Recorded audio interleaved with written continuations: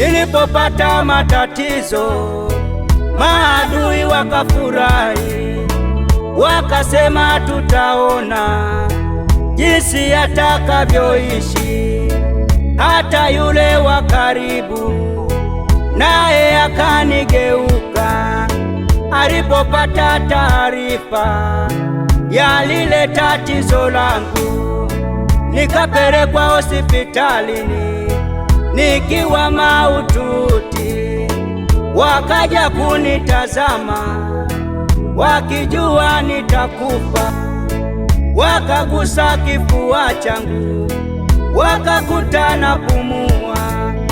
Walipotaka kunimalizia, ndipo Yesu kainuka akaniita mara 3, Faidoni, Faidoni, mwanangu usiogope, nipo upande wako.